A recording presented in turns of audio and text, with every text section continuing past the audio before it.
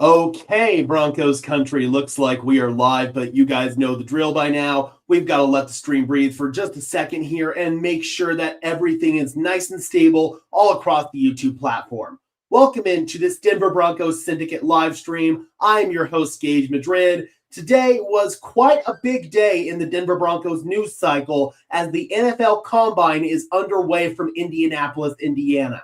Sean Payton and George Payton both spoke with the media, and needless to say, we got a lot of information from both of the press conferences. Some news we've already talked about on the channel. The biggest news of the day, of course, being that Davis Webb is officially the new offensive play caller for the Denver Broncos. But there is still plenty more that we have yet to break down on this channel. So much so that I thought it justified going live. We've already got 5 people in the house. While we wait for a few more people to start streaming on in here, if you could just do me a big favor and smash that like button as well as subscribe and ring the bell so these videos appear in your notification feed, I would really appreciate it. Those are both free and easy ways to show your support. Helps tell YouTube's algorithm to push us out, and it helps us get seen by more and more members of Broncos country just like you and me. Additionally, if you want to go above and beyond in supporting the channel, please consider supporting me on Patreon at Gage Madrid NFL. That is where you can find me over there. We've got Jackson Oviatt in the house. Good to see you. Hope you are doing well, my friend.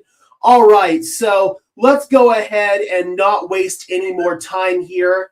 Go ahead and shut this cell phone up real quick. Please bear with me, just so we don't have to hear that annoying whistling notification sound. All right, so we got a lot to get into here. Let's just go ahead and get started. All right, so obviously, biggest news of the day, Sean Payton announced that Davis Webb will be the offensive play caller for the Denver Broncos. And he says that he believes Davis Webb will be very good at calling plays. He would not have made this move if he didn't think it was going to help the team and make the team better. He says that he'll still be involved in the offensive play calling, but it's Davis Webb's show to run. This is something that we've been wanting, or at least the collective fan base in Denver has been wanting for quite some time. Davis Webb is going to inject some new life, some new ideas into this offense, especially from a passing game perspective. You would expect that given that he's a former quarterback, so I expect we're going to see a lot more passing concepts. Davis Webb came from Cliff Kingsbury's air raid school of thinking, being his former quarterback at Texas Tech. It would not surprise me at all if some of those air raid concepts did not come to or came to Denver. I think that these air raid concepts where you're getting the ball in the hands of your playmakers, having all 5 of your eligible receivers out in the passing pattern, and really just putting a heavy emphasis on the passing game. It's been the way that the wind has been blowing in the NFL for some time now, but I think Denver's ready to full-blown lean into it with Davis Webb. Don't get it twisted, folks. This is still going to be Sean Payton's offense. Sean Payton is still going to have a heavy emphasis on the game plan. He's going to keep his finger on the pulse of this offense at all times. However, I do believe that he's going to step out of the way and really let Davis Webb do his thing out there. Jackson says, Sean continues to earn respect. His actions as a leader do not fit the narrative that the national media tries to manipulate. I could not agree more with that. I mean, even the local media was saying stuff like Sean's arrogance would never let him turn over the play calling duties, or he was never going to step aside, all this stupid stuff. It just goes to show that Sean's willing to be a team player, and he's willing to try something new if what's working right now isn't doing the job, or if what they're doing right now isn't working. And I truly believe that from a schematic standpoint, there was nothing inherently wrong with Sean Payton's offense. However, he said that there probably is some areas where he could be better, especially getting the play calling in a timely manner. We're going to talk about that in just a second here. Just 1 second. Let me get rid of the troll here. We got Justin in the house saying, hello, Gage. Good to see you, Justin. Hope you were doing well. We got Cav in the house saying, Moin Gage, greetings from I'm not even going to try. All right, Will. Mönchengladbach? I have no idea. I probably butchered that, but good to see you, Cav. Hope you are doing well. So that's the big takeaway from the day, is that Sean Payton is going to transition to Davis Webb as the offensive play caller. And he said that the transition is about being quicker. It's about getting the play call in a timely manner. He said that as he gets older, he thinks more about the ramifications of play calls. What could go wrong as opposed to what could go right. He thinks about, what if the pass protection doesn't hold up long enough? What if we get blown up on the line? What if somebody runs the wrong route? He thinks about everything that could possibly go wrong. And he said that at times he's a little bit hesitant to get aggressive with his play calling. I think with Davis Webb, it's going to be a lot easier to pull the trigger on some of these aggressive play calls and try to be a little bit more dynamic with the play calling. And Payton also has indicated as he gets older, it's a little bit harder for him to physically read the play sheet. And between that and the indecisiveness, it doesn't matter who the quarterback is. We got Russell Wilson. This was the problem with Russell Wilson. It was a problem with Bo Nix. Even when Jarrett Stidham was starting for the Denver Broncos, this was a problem. The play call would come in late, and they would have to burn an early timeout. So I do believe that Davis Webb is going to streamline the offensive play calling and make the overall operation a little bit smoother. Nearly perfect except for the nice. We got live. Gage Madrid says, Maverick, yeah, we got a lot of stuff to break down, so we're probably going to be live for a while here. What do you say about the miscommunication thing in the role of Mike Klis? We'll talk about that a little bit later on. I'm not going to speak to it pertaining to Mike Klis per se, but I do believe that there is stuff to talk about there. We'll do so a little bit later on. We're going to go through all this stuff basically in a chronological order. Broncos need to draft Carnell Tate. I highly doubt he's going to be available at 30, just like Maverick says. All the mock drafts that I trust are having him go somewhere in like the 15 to even higher than that range. So, yeah, I don't think Carnell Tate's going to be available at 30. If you were to get him, you'd have to trade up to get him. But based on the way Sean Payton was talking, we might not see a big-time move at wide receiver after all. We'll get into that a little bit later on as well. But to wrap a bow on this, Sean just believes that streamlining the offensive play calling process, getting the call into Bo Nix's helmet sooner, maybe injecting some of Davis Webb's concepts, it's just going to help make the offense a little bit more dynamic. So that's the main reason why Sean has made this move. And he said it himself. He wouldn't have done this if he didn't believe in Davis Webb. He said, though, that he will still call some plays on game day. I strongly suspected this from the get-go. Sean Payton is still going to say, hey, listen, if there's a big third down, I'm probably going to call this play. Or if Davis Webb calls a play and Sean Payton doesn't like it, Sean has every right to go, no, I'm not sure about this play in this given situation, Davis. Let's go ahead and run this instead. I fully expect that from Sean Payton. I don't think it's going to be a relationship like Andy Reid and his offensive play caller where Andy Reid dictates the plays. He decides what play they're going to call, but the offensive coordinator, either Matt Nagy or Eric Bieniemy, they're the one who actually relays that information into Patrick Mahomes' helmet. I don't think that's going to be the situation here.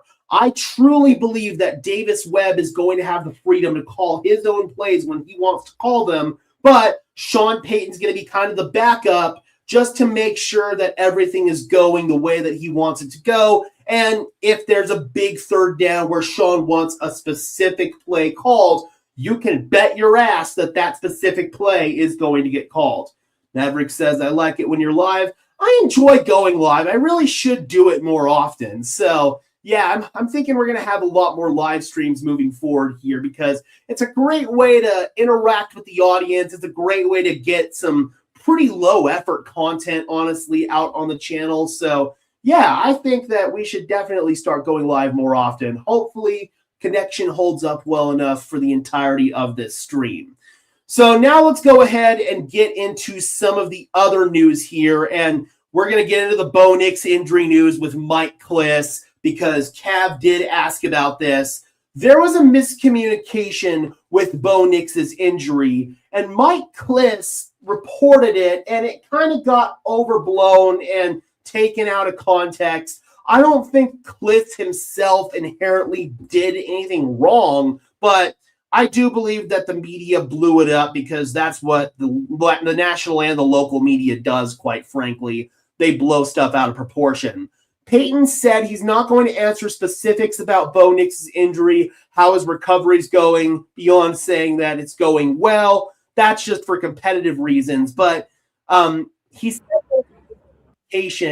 in regards to the injury being predisposed, that's what Sean kind of said in his press conference, and then Mike Kliss reported it. What actually happened was there was a fracture in Bo Nix's foot that was pre-existing, and that's why the injury was going to happen at some point regardless. There was a little micro fracture, and it became a bigger fracture. They discovered that upon surgery. That's basically what happened there. I'm not going to get too much further into it because I think it's just a bunch of media garbage that doesn't deserve the time of day, quite frankly. But I did want to at least address it because there is going to be a lot of hoopla out there from both the local and national media. Back to more interesting stuff. Payton indicated that running back, linebacker, and tight end will be in positions to address this offseason.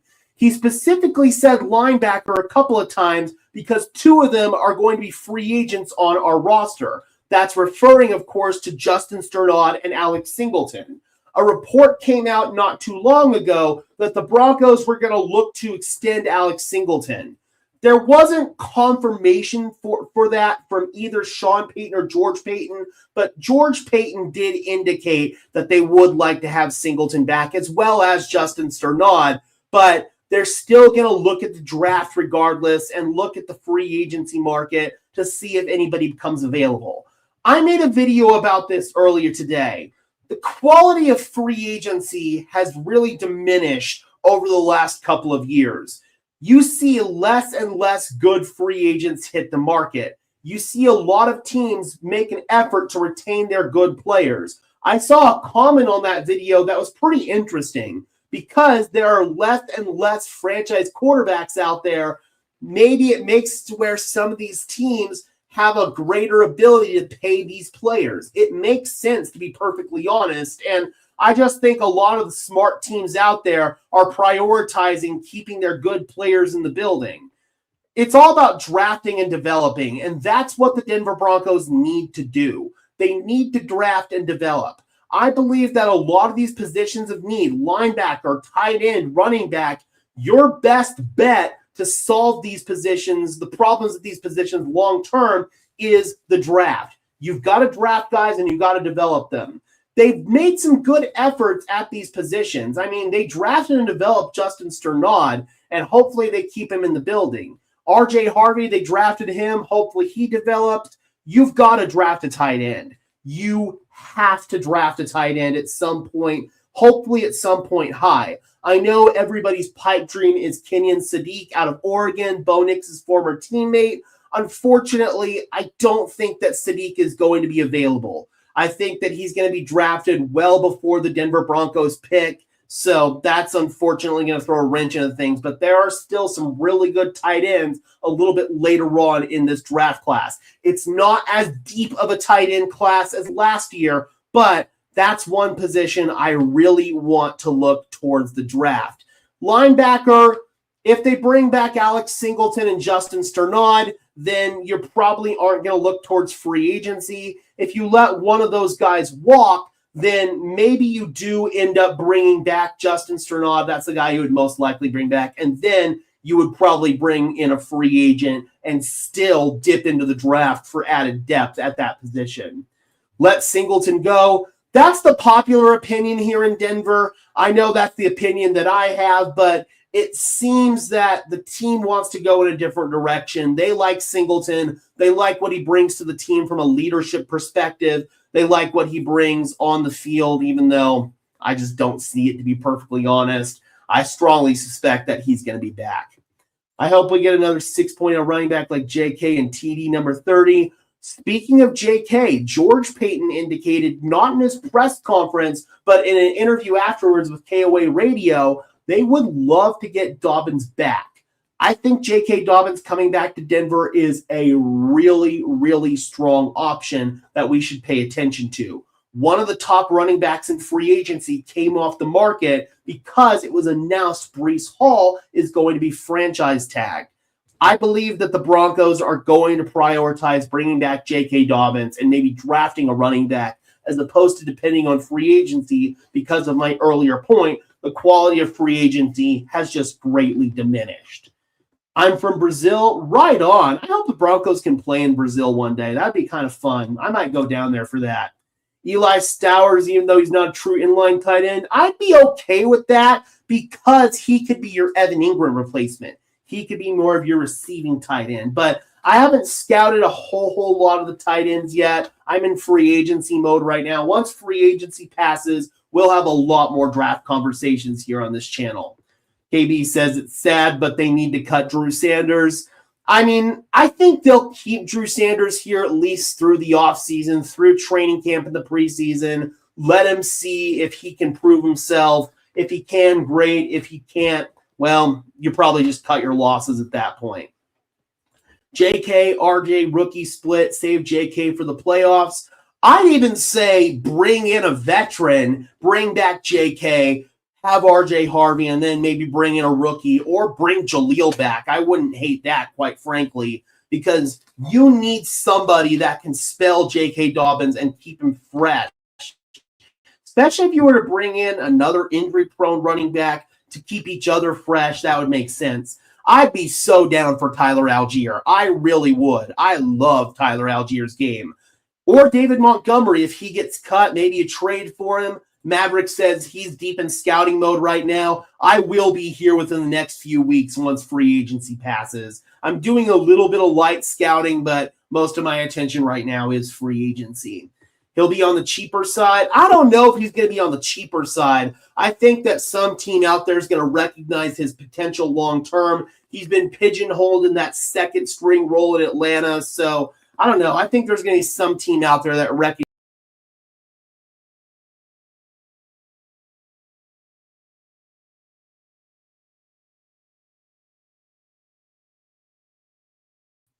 Sorry about that. I meant to hit the switch tab button. I didn't mean to hit the exit out button. Let's go ahead and bring my shared screen back in.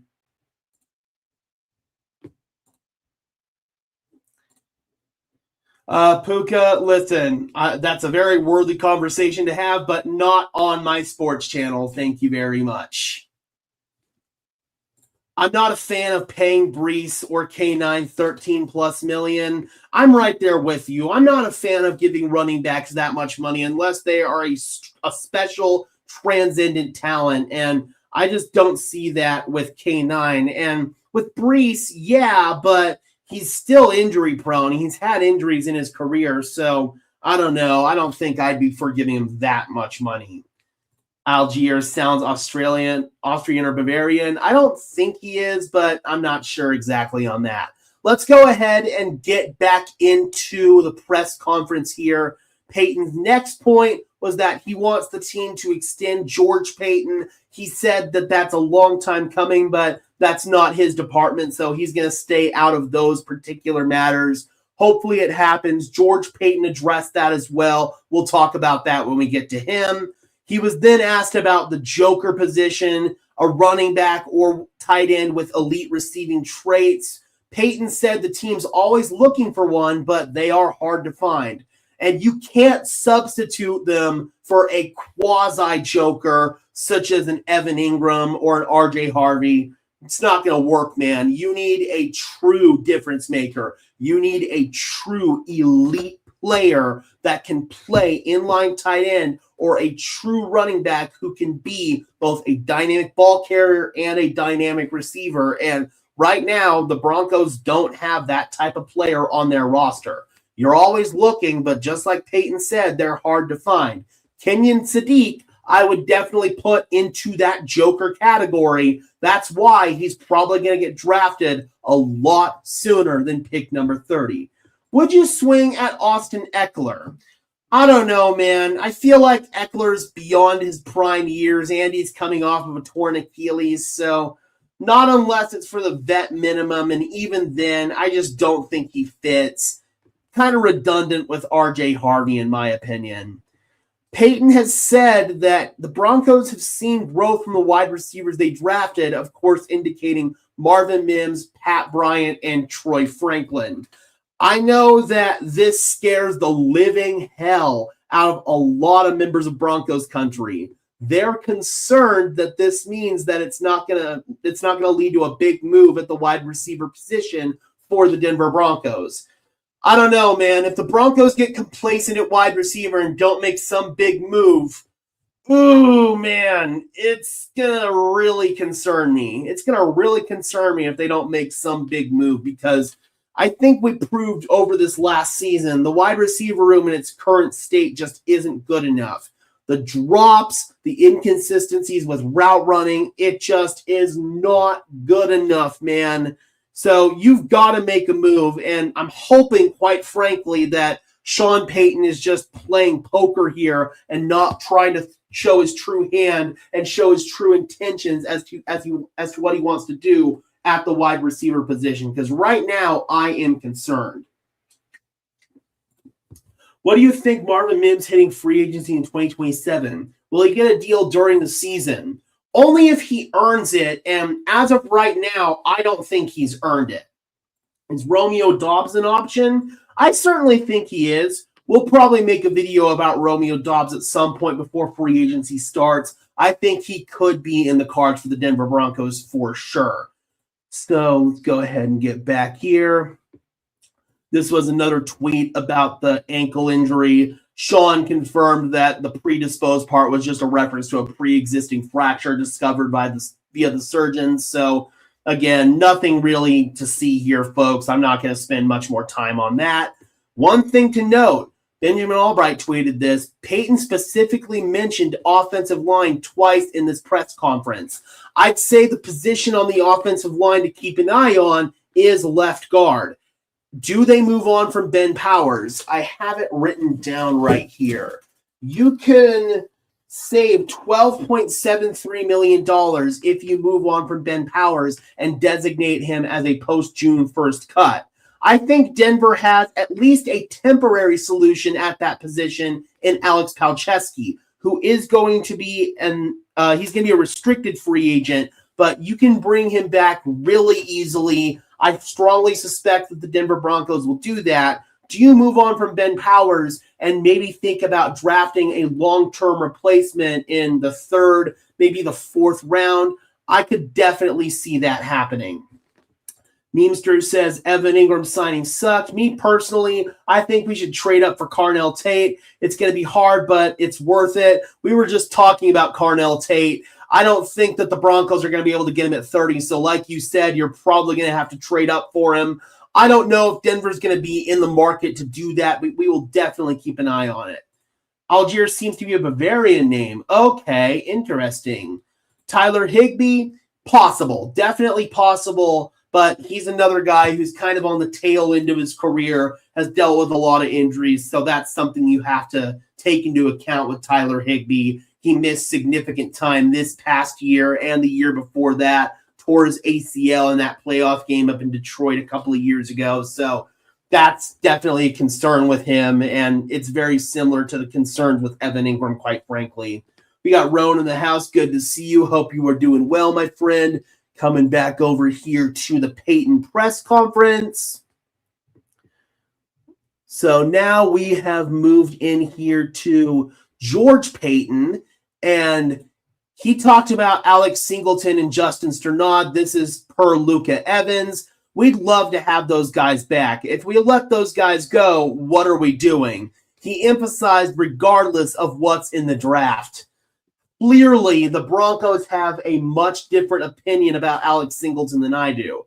As far as Justin Sternad, I thought he made a lot of nice steps forward last year, and I thought that Justin Sternad definitely earned a new contract. Alex Singleton, I cannot justify giving him a new deal. I just cannot do it.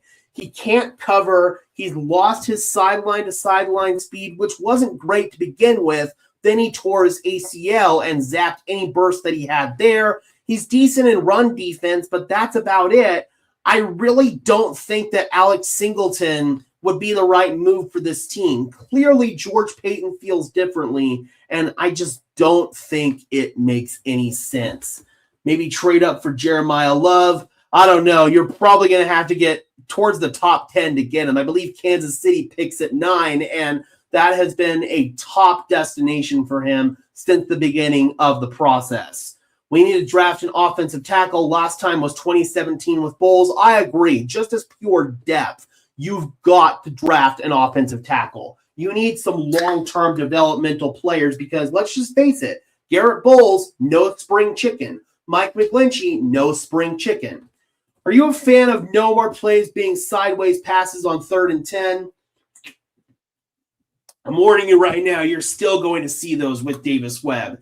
This is still going to be the same offensive system, but at the end of the day, you are going to hopefully see less of these screen passes because your run game's working better and you're able to stay on schedule by running the football as opposed to depending on these screen passes to be your quasi-run game and make up for a complete lack of production on that side of the ball. Alex Singleton is a linebackers coach. I would definitely be down for that as soon as his career ends, but I don't know if he wants to get into the coaching world or not because that's a lot of hours you have to spend dedicated to the job, arguably even more than as a player. So I don't know if Alex Singleton is going to be about that life or not. RPOs, yeah, I imagine that the RPOs are going to come up in this offense, especially because of the air raid system. You see a lot of various RPOs in Cliff Kingsbury's air raid system. Not saying this is going to be a replica of Cliff Kingsbury's system, but I believe a lot of the core concepts are going to be taken from that particular system. So come back over here. George Paton asked about R.J. Harvey. Last year, Harvey was said to be the pet cat at running back, viewed basically as a 3-down back. And Paton emphasized that they still view him as a pet cat and pointed to the dynamicism with the ball in his hands. And they couldn't be more happy about R.J. Let's go ahead and take a listen to this clip here. R.J. Harvey, your guys' pet cat, through the process after last year's draft. Do you guys still view him as a potential 3-down back in this league? Yeah, we do. I mean, he's still a pet cat. I thought he had a really good year for a rookie and everything that was thrown to him. And then, Dobbins gets hurt and he comes in and he can just do, he's dynamic with the ball in the hands. And you saw it at all stages during the season, big games. Jacksonville, Buffalo playoff. Him with the ball in the hands, his route running ability. I thought he improved first and second down. The game slowed down for him as the season went on. Couldn't be more happy about RJ. Hey, George, Yeah, so I definitely agree with some of what George said there. I believe that R.J. Harvey got better as the season went on, and he definitely is a dynamic player in the receiving game with the ball in his hands. It's as a runner of the football where R.J. Harvey has a lot of shortcomings. He struggles with vision, especially between the tackles. He wants to bounce everything to the outside, and as Rodney points out here, he's not a true thumper running back. I'd argue that J.K. Dobbins is, and he complements Harvey's game rather well. Unfortunately, you just cannot depend on Dobbins to stay healthy for all 17 games. I think that Harvey showed a lot of promise as a rookie, but is he a true 3-down back? I don't know about that. I'd say he's more of a 3rd-down back right now. You can use him as a receiver, and he's quite effective as a receiver. There are running backs out there who have made long careers in the NFL as pure receivers. Guys like Theo Riddick, James White. But as of right now, he's not a good runner of the football. And that's where he needs to get better, in my opinion.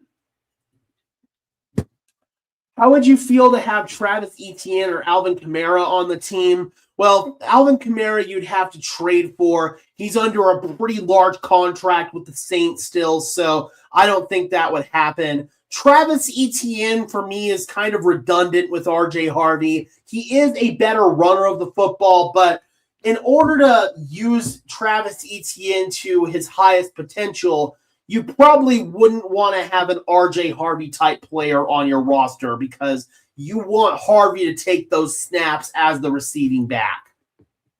David Montgomery, maybe. I'd love David Montgomery. I would too. And I think that David Montgomery is a strong, strong possibility. We're going to make a video about him most likely within the next couple of days. So, yeah, just know that David Montgomery is very much in play for the Broncos as of right now.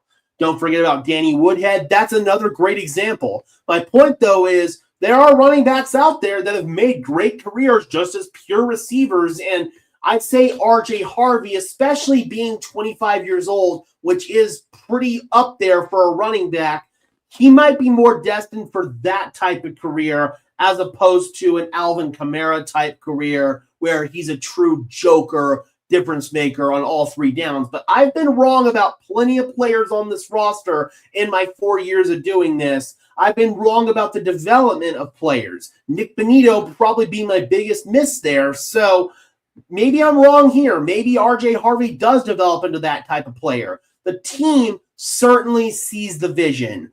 I may not, but ultimately I don't have to. I'm just an analyst who literally is making YouTube videos and doing live streams in a closet. But I do think that the team has a vision, and ultimately that's what matters at the end of the day. Coming back over here, George Payton said that he's not too surprised at Sean Payton's Davis Webb play calling announcement. I think he pondered it like he said midway through the season.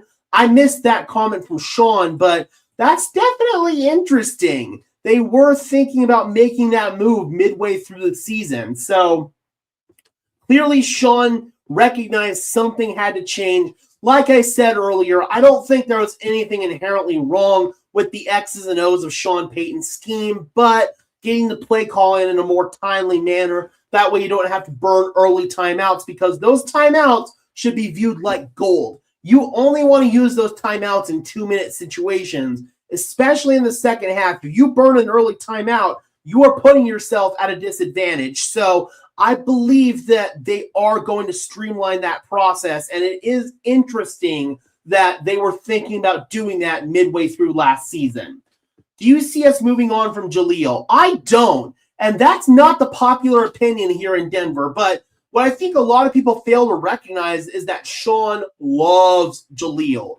Jaleel is basically Sean's teacher's pet, and Sean loves what Jaleel can do as a ball carrier. All Jaleel needs is a crease, and he can hit the hole. He averaged over 5 yards per carry last year. I thought Jaleel should have gotten more opportunities last season. I think that he's going to stick around, even if it's just a practice squad role. So the notion that the team moves on from Jaleel, I just don't see that happening. I really don't. Do we upgrade the QB2 position? It's definitely possible. Jarrett Stidham did not play well in that AFC Championship game and did the one thing that you can't do as a backup quarterback.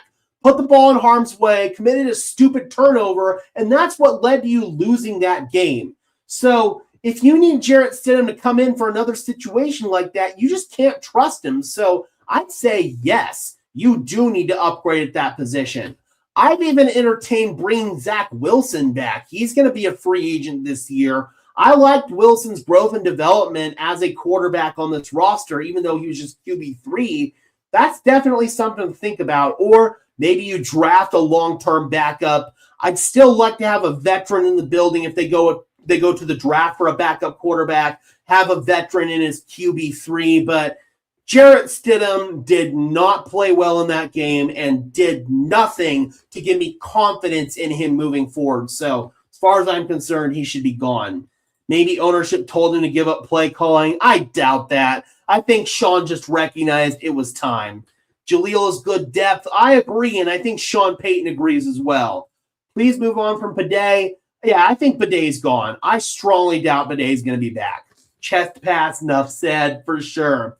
I'd be down to bring Zach Wilson. I would too. I definitely would too. Stiddy played well before the snow, though. I don't think he did, to be perfectly honest. He had that deep touchdown, but from the first snap, he looked panicked under pressure, and that's always been his bugaboo. He struggles under pressure and makes some of his ugliest plays when he's under pressure. That turnover that he had, it was before the snow, and he was under pressure on that play. So as far as backup quarterbacks go, I think you could do a lot better. And Bo Nix, he's been a pretty healthy player throughout his career. He's played through injuries, and he's been on the field, but you just cannot trust Jarrett Stidham if he has to go in there at this point in time. Blake Watson, I believe, is on the Titans roster right now. He was on their practice squad, and I'm pretty sure that they signed him to a futures deal. Do we see more reps for Frank Crum? He was awesome. We might. I think the Broncos like Frank Crum long-term as a swing tackle. They certainly like him in those jumbo packages. So I think we'll certainly see more of those jumbo packages, and maybe they think he's a potential long-term starter for them as Mike McGlinchey and Garrett Bowles get a little bit older. You never know, but I remember in the pre-draft process, Sean Payton was enamored with Frank Crum and was really happy to get him as an undrafted free agent. Preseason performance doesn't equal regular season and playoff performance. I agree. I completely agree. Jarrett Stidham played well in preseason, played well in training camp, but when he gets out there in the biggest game of his life, he completely craps the bed. For sure, Nick, but Jarrett Stidham didn't do himself any favors in that game either. Not sure why people were so high on Stidham, even saying he could start over Bo. I know there's some analysts out there that were pushing that narrative, Joe ANFL, but yeah, no, I think that AFC Championship game clearly proved that Bo Nix is a franchise quarterback, and he is the difference maker in this offense. What's going on with Bo? Because I just came in. Kyle, it's nothing to really read into. There was just a little miscommunication, and the national media and even some of the local media did what they always do and blew it out of proportion. There's nothing to read into. The relationship between Sean and Bo is completely fine, and yeah, it's just a bunch of media garbage, quite frankly. I love Crum. Do you see Bo coming back stronger? I do. This is an injury that he's bounced back from before. It's not something that any doctors have indicated should be an issue long-term. He's still young, even though the national media and some of the haters and trolls out there will tell you that he's an old player. He's not. He's still a young player. So, yeah, I believe that Bo Nix is going to be back and better than ever. Should you prefer week 1 Bo versus Maine? That might be fun, man. I'd keep an eye on that for sure. Yes, it was just the ankle drama, BK, and the media blowing everything out of proportion, as they always do. Let's get back into the press conference here. I believe we have a few more tweets to go. Sean Payton said the only thing at times holding Marvin Mims back is the rotation. This was Zach Stevens that tweeted this out. And I agree with that to an extent, but Mims' route running still has issues. If you look at that pick that Christian Gonzalez had in the AFC Championship game, it was because Marvin Mims ran a shitty route. He ran a really shitty route, and Gonzalez basically ran the route for him.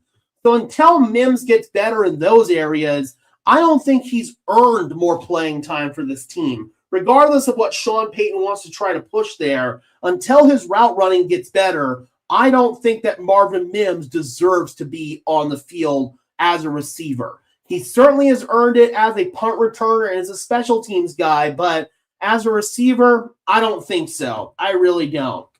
I know the draft is a long way away, but who do you think the Broncos should target? I don't have specific prospect names for you as of right now. I'm barely into that process, but I do think that tight end, wide receiver, running back, inside linebacker, those are all positions that the Broncos should target. No, I am not going to Indianapolis, unfortunately. It's just not financially in the cards. Roan says, it's funny how grown men are dodging the draft, especially quarterbacks, to not play for the Jets. Hey, man, with the new era of NIL, guys are making more money by staying in college. So I'd rather stay in college, get that experience, and not have the pressure of playing for a dumpster fire organization in the largest media market in the entire league. With Webb calling plays, do we consider bringing in a smaller wide receiver?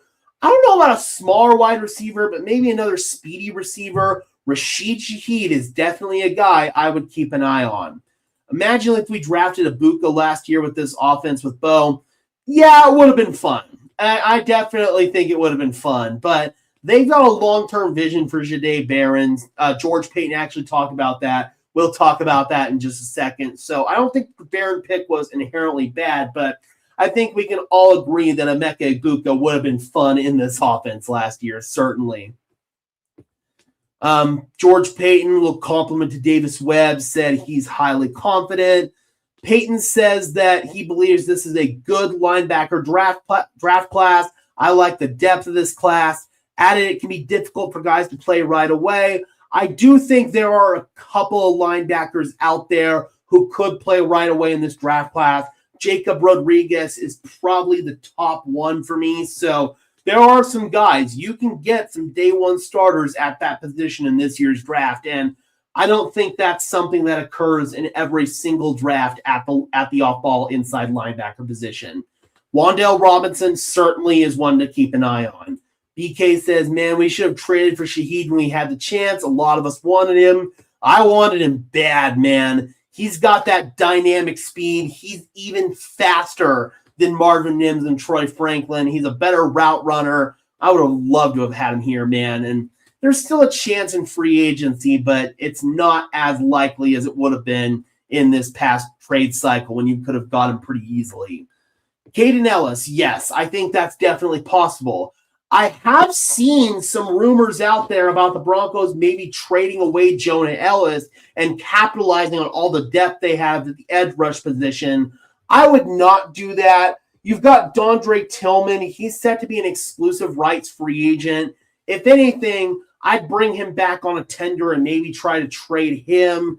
But Jonah Ellis is a guy I want to keep here. And if Jonah stays, I definitely would think Caden could come here and play with his brother. And we all know that Sean Payton has an infatuation with Ellis brothers. I don't know if it makes sense from a financial perspective. I haven't looked at the numbers, but they did just pay Jonathan Cooper. So I don't know if Denver wants to move on after just giving him that big deal. You know what I'm saying? We already got this here with Singleton and Justin Strnad. Payton added to that, saying we see those guys as Broncos. I feel like Singleton would not be the right move. Justin Strnad, I would feel good about. Payton said that the Broncos have must on offense, defense, and special teams. Special teams is interesting. I don't know if he's referring to kicker there. I don't know if he's referring to punter there. I don't think he's referring to punter because Proshaw was awesome. I don't know if he's referring to other guys on special teams. I think we all know that they have must-haves on offense and defense, but special teams I do find a little bit interesting. Hugh Robinson needs more snaps. I think Jonah can be trade bait. It's not out of the realm of possibilities, but I don't think it happens this year. I think Singleton should be a better trade. He's an unrestricted free agent, so you're not going to be able to trade him. He's going to hit the open market unless the Broncos re-sign him. Any word if we trade Moss? I strongly doubt it. It is possible because he's in a contract year, but I strongly doubt it. Trade Cooper before you trade Ellis. Again, I just don't know if it makes sense from a financial perspective. Of course, they're going to say we want them back. What else are they supposed to say? They suck. That's fair. That's definitely fair. Maybe they're just kind of playing poker there. No one is trading for Singleton. No, definitely not. Even if he were on the trade market, he'd be one of those players that if Denver were looking to move on and he wasn't a free agent, they'd have to cut him. Nobody would trade for him. Nakobe Dean, I think the Eagles are going to try to retain him, but it's possible. I don't really like Nakobe Dean as a coverage player, but we'll see. So let's get back over here. George Payton, no stone unturned. We're looking at everything. He emphasized that. He talked about Jahdae Barron, saying that he's on the right track or right on track. Let's go ahead and take a listen to what he had to say about Barron here. Good problem to have, Mike. Really good problem to have. I thought Jahdae took big steps. He, Sertan gets hurt, he goes in and plays a major role, and we win, I think, all 3 games, whatever, 2 games, I can't remember. He's right on track. Jaquan had a great year. Our secondary had a really, Moss and Sertan, and we love the depth. I think it's a great problem to have, and today's just going to keep getting better and better. It's a really great problem to have. So with Barron, I truly believe that the Broncos drafted him with the idea of him being the starting nickel in 2025. The thing that threw a wrench into that was Jaquan McMillan coming in and playing some of the best football of his life. I think the Broncos still have a long-term vision for Barron, but they also said that they want to bring Jaquan McMillan back. So Barron is still going to be a role player unless they trade away Riley Moss. I like Cooper, but he disappeared in the last half of the season in the playoffs, like half a sack in the last 9 games. That is fair, but again, I just don't know if it makes sense from a financial perspective. Maybe Denver made a mistake by paying him. We should have kept Cody Barton. I disagree with that, but Barton wasn't very good in Tennessee. He's the definition of mid as a linebacker. Maybe would have been slightly better than what the Broncos currently have, but not by much. Predict Jaquan's contract. I'm thinking 4 years, $48 million. That's kind of what I'm thinking. Maybe 3 years, $36 million. Somewhere in that $12 million a year range. I'm following the JSN extension news. Elite wide receiver money is going to be crazy, $40 million plus. That's why I don't think Denver's going to make a crazy trade, because then they'd have to pay that player a crap ton of money after trading away a bunch of draft assets. I just don't think it makes sense, which is why I want Denzel Boston. Dude had 0 drops in college. I'd be down for Denzel Boston. I definitely would be down for Denzel Boston. I think he could develop long-term and be a wide receiver 1 in a pretty short amount of time. Can we hire the best Broncos channel podcaster, Gage Madrid, as a senior scout manager for Denver? I'd do a terrible job, man. I definitely am not that good, but I definitely appreciate the compliment. They won't have the cap for Walker, too. Sad to see JFM hit free agency. I agree. I don't understand why the Broncos aren't prioritizing paying him. I think he's a difference maker on that defensive line, especially as a pass rusher. Hopefully they can work something out before free agency, or maybe bring him back during free agency, but I don't think it happens.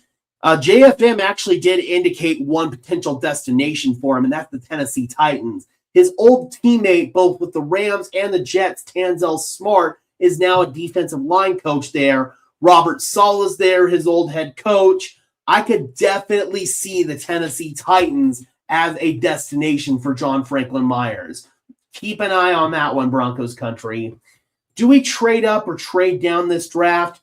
I mean, history indicates no. George Payton and Sean Payton haven't been ones to trade up or trade down. They're happy to stay where they are. I think it's more likely they trade down as opposed to trade up, because they've got the 30th overall pick. That's closer in value to a second-round pick than it is to a first-round pick. So maybe if you want to trade down, get multiple second-round picks, I could see that. It's not going to be there at 30. We'd have to trade up. Hard to keep everyone in the NFL. That's why I love the salary cap. I mean, it prevents teams like the Los Angeles Dodgers in the NFL, so I would be for that. You want to play for Saleh? Yeah, I would. Who wouldn't want to play for Robert Saleh? He's an awesome coach. How much are the Chiefs in dead cap? They're about to get out of it. They were $40 million in dead cap hit, but they are finally out of it by restructuring Patrick Mahomes. They cut Derek Nottie, so maybe they make another move, but I'd say right now they're pretty close to cap compliant. I really like Q Robinson. I think he's really underrated and not really talked about. I think he's got a lot of potential as a pass rusher. As a run defender, I'm not so sure yet, but as a pass rusher, definitely. Trade up in this one. Well, it would add to the notion that this is an all-in season for the Denver Broncos, and they're putting all their chips on the table this season to win a Super Bowl. Broncos want Jaquan McMillan back. We talked about that. Said teams might call about him. He is a restricted free agent, but I believe that McMillan is going to be back unless Denver gets blown the F away with a trade offer, i.e. a first-round pick or something crazy like that. And then finally, George Payton said he'll always add to the offensive and defensive lines, even if they're great. It's the old notion you can never have too many good offensive linemen or defensive linemen. I really like Q Robinson. Oh, already got that one. Sorry. What do you think of the tight end Roush? I have not scouted Roush yet. Mendoza is going to suck. Listen, I'll be the first to say I don't think Mendoza is a transcendent talent at the quarterback position, and he's going to a team that most likely is going to screw up his development. So I'd say it's more likely that Mendoza is a bust than a success right now, more so because of the team that he's going to. Who are some free agents who could replace Jim? I say, or JFM, I'm assuming. I say AJ Epinesa from the Bills. Epinesa is more of an edge rusher, and JFM, he's an interior defensive lineman. So I keep an eye more on the interior defensive line. Ioma Uwazurike is in the building right now, and they really like him long term. Maybe they view him as a potential starter on the D line. I also like Lee Hunter in the draft. Keep an eye on him. He's a bigger body, and I've talked about wanting a bigger body defensive tackle in this draft or in free agency for quite a while now. I see a 3-year extension for Macmillan. Yeah, 3 years, $36 million, maybe $4.48, somewhere in that $12 million a year range. I wish we can get Jeremiah Love. He's going to be great. I'm worried Kansas City's going to get him. I really am. I hope Mendoza doesn't do good in Las Vegas. Imagine 4 franchise quarterbacks in one division. Hey, man, I don't think the Raiders are going to do him any favors in his development. Still the Raiders. They're always going to be the basement dwellers of this division. Does Sean take play calling duties back when Webb leaves for a head coaching gig? That is an interesting conversation. Does he? I don't know. Maybe he's thinking about long-term, somebody to succeed Webb. Logan Kilgore succeeded him as quarterback's coach, so maybe he's thinking about Kilgore as a long-term play caller once Davis Webb leaves. When Kilgore leaves, that's when the conversation gets a little bit more interesting. Yeah, I really don't, man. Both of them in Kansas City would scare the living hell out of me. All right, guys, we're going to go ahead and wind this stream down. We got into every talking point here for both Sean Payton and George Paton. We are getting closer and closer to free agency beginning. As we go throughout the remainder of this process, expect a lot more content on free agency. And as we get into the draft, expect a lot of content there as well. Be sure to smash that like button as well as subscribe and ring the bell so these videos appear in your notification feed. I would really appreciate it. Those are both free and easy ways to show your support. Helps tell YouTube's algorithm to push us out, and it helps us get seen by more and more members of Broncos country just like you and me. Additionally, if you want to go above and beyond in supporting the channel, please consider becoming a channel member or even better, a Patreon supporter. Patreon is at Gage Madrid NFL. I don't have a definitive time for the next stream, but we will be going live again soon. This was a lot of fun. Thank you guys so much for tuning in, Broncos country. And until next time, I'm your host, Gage Madrid, saying peace out.